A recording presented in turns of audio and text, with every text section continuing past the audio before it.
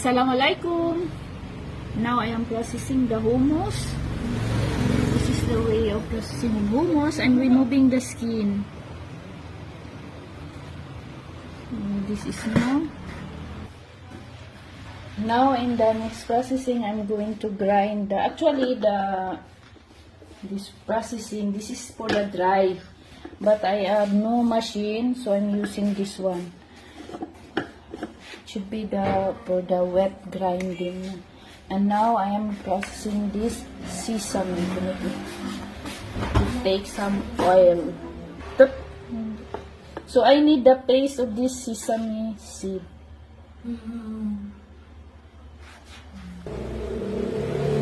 Now in the third stage, I'm preparing this garlic, and I am frying to this olive oil.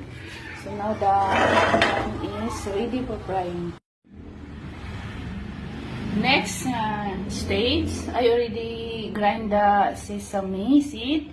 I make the tahini, then I add here already, and this one, the cumin. I do not add the powder. I myself make this one. I make this powder myself to avoid the impurities. So this is pure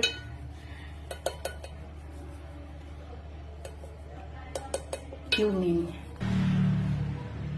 So cumin, I add half teaspoon, and next is this is salt,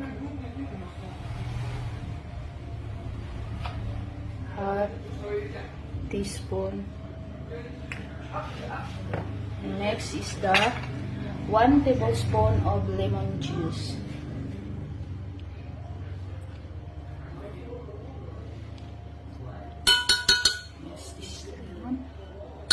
So more tips, always use fresh lemon. It gives more taste than the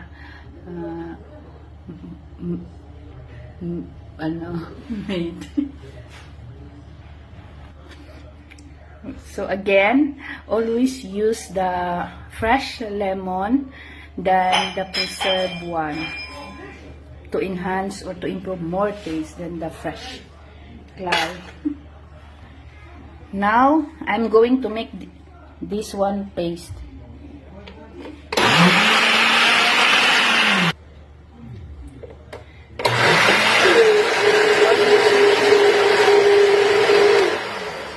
Now, this is almost ready. I'm going to check the smoothness of our